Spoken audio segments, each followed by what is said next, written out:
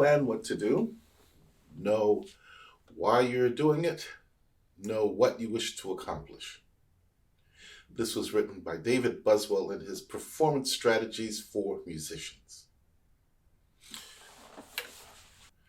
Let's design a practice schedule. Oh yes, please understand that what I will present is a model for solo playing, learning to practice to perform a concerto or recital at the highest level possible. For other paths, it's simply a matter of replacement, so we need to use our imagination. So at this point, why don't we have a look at Miss DeLay's practice schedule as she proposed to me back in the day. First hour, basics. Second hour, scales or passages from repertoire. Third hour, etudes or Paganini. Fourth hour, concerto. Fifth hour, Bach or recital repertoire. She also noted that on orchestra rehearsal days, do only hours 1, 3, and 4. Now, after having looked at Miss DeLay's planning, why don't we begin the creation of our own practice schedule? First, one has to understand the parameters of our attention span using mindfulness. Mindfulness is all about rejigging your brain by directing attention towards a simple, very specific object. In a study done by a group at Duke University, they had participants perform a 4-hour-long task where they monitored an autonomous system on a simulated driving task. They found that subjects exhibited a physiological phenomenon known as vigilance decrement. This decrease in their attention occurred just under 21 minutes. Other studies show this is a similar attention span of up to 30 minutes. Why don't we use this information to train our focus? All right. Here's another sheet by Miss DeLay. When I first saw this page, though, I thought she couldn't count.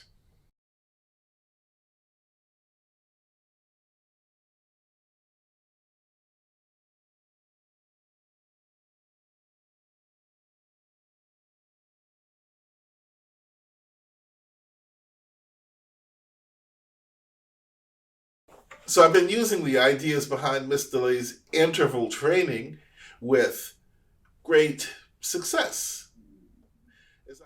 I have divided the practice session into 5 segments. 1, basics. 2, scales. 3, etudes or Paganini. 4, concerto or solo work. 5, solo Bach or Izai. Sound familiar? And so with that, let's start with basics. First, we have Yost or My One-String Scales for 15 minutes. You target 3 exercises for 5 minutes each. Next, you have Shradiak or My Essentially Shradiak. Here you target 10 exercises for 2 minutes each. And that equals to 20 minutes. Next, we have Dunas for 15 minutes. You'll need to break the Dunas down. You can see how easily that's done. And next, you have various exercises such as vibrato or left-hand touch, for example. And these are done for 5 minutes each if it were vibrato and left-hand touch. After we've picked 3 of these to do per day, we have a total of 40 to 50 minutes. You can, if you wish, of course, switch them around from day to day or every other day to every other day. It's as you wish. Now let's move on to scales. Here is an outline of my conception of how this time would be spent. 3-octave scale, arpeggio, double stop, 6/3 octaves, fingered octaves. One must remember that scale practice should have a practical application to one's study of solo works. Fingerings in particular should mirror this work. In other words, they should be the same. For more advanced students, the scale should be scale passages, taken from the standard repertoire of concertos like Brooks' Scottish Fantasy. And yes, now etudes, you know.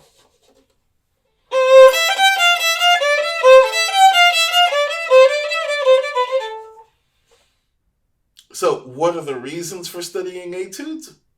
First of all, they allow us to focus on, to test, if you wish, the study of a particular mechanical skill which was learned in basics and scales in a quasi-musical setting. Etudes should be viewed as small musical pieces that have a particular technical challenge. Doing the etude will allow one to find out if the acquired skill works in a musical arena. For more advanced students, there are Paganini caprices. For the record, I generally start students with one of these caprices. Number 13, 20, 16, 5, and later 9, and perhaps 2. I remember once when I was young, maybe 11 or 12, waiting outside my teacher's door for my lesson at the Blair School of Music in Nashville, Tennessee. Suddenly, as I was looking through my music, I realized that I had not studied the etude that I had been assigned. This meant that I was really in trouble, as my teacher, my German teacher, did not accept excuses in any way, in any form. I knew that I couldn't tell him that I had had some kind of a brain problem I didn't remember, because if I did, he would throw me out of the lesson. On top of it, there were no practice rooms available to try to cram it in at the last minute. So, I stopped myself from panicking and looked at the etude. I put a circle around all of the spots that seemed difficult to me. In fact, these were the spots that the etude was built around. But in the measure before the spots, I would write, slow down, or make a smiley face, but with a frown, to remind me.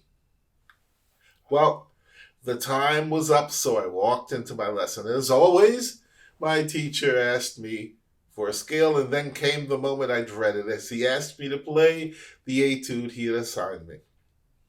I took a deep breath and started to play the etude. In fact, for the first time. I took all of my markings seriously, so I slowed down when I said to do so, and so I was looking very carefully at what the smiley faces and other markings that I had written in told me to do. I finished the etude and was completely ready to be yelled at. My teacher looked at me and said, "William, I don't know what you did, but that was really good, so whatever you did, keep doing it." And that was the beginning of my revelation concerning practicing etudes, and this is what I did for the rest of my etude practicing life. With that, why don't I show you how I organize etudes? You see, I believe that etude should be learned not in a vertical manner, but in a rather horizontal manner, according to the skill being addressed. My reasoning is simply a question of the amount of time that it would take to learn all 212 etudes from Kaiser to Gavagnès. This would mean If you did it, this would mean that one would have to start really, really young to finish by the time one was 18 or 19. Way, way too much time. And even more to the point, too much time wasted. So, my idea is that one would only study those that advance specific skills that are needed in your play.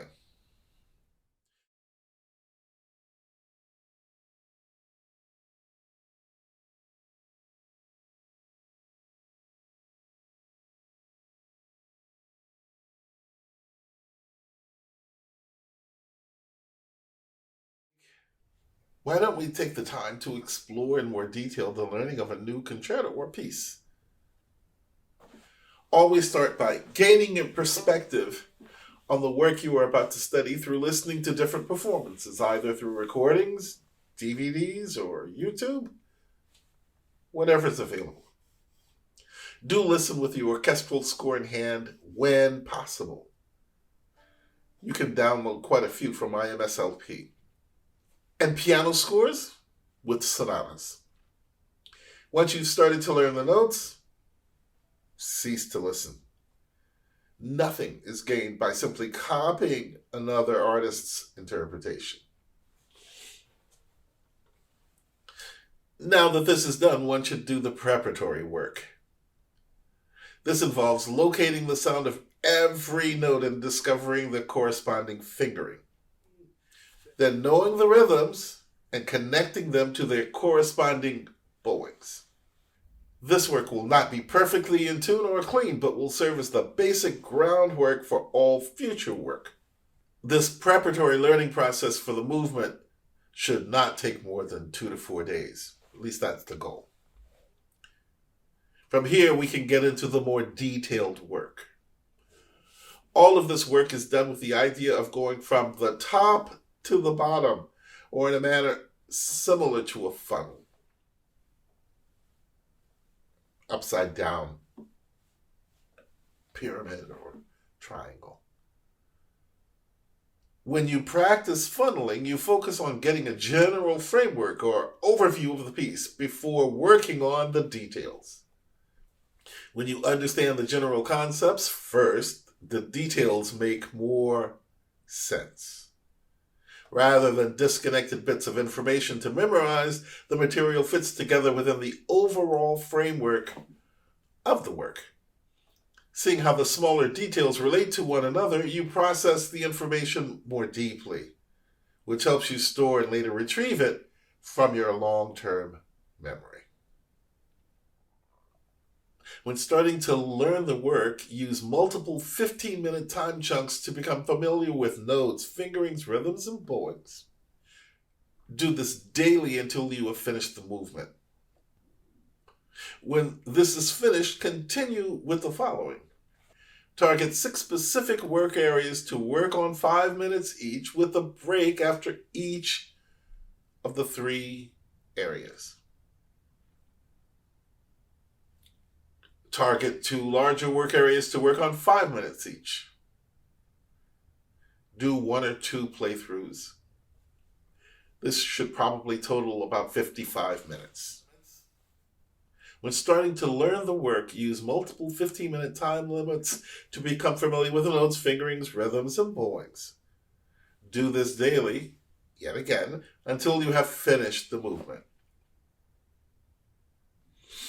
When this is finished, continue with the following. Target 6 specific work areas to work on, 5 minutes each, with a break after each of the 3 areas. Target 2 larger work areas to work on, 5 minutes each. Do 1 or 2 complete playthroughs.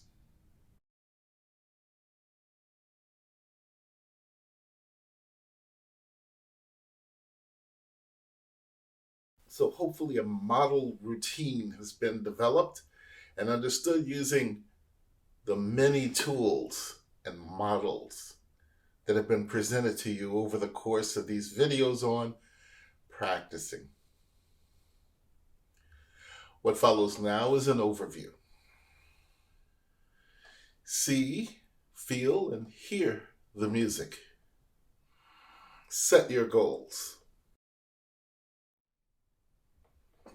Develop critical practicing by observing your physical patterns and learning from your movements. Learning to focus, training yourself to focus. Creating strategies using problem solving. Use this information to create your practice schedule. Finally, through your practicing, create your belief and reach for your star.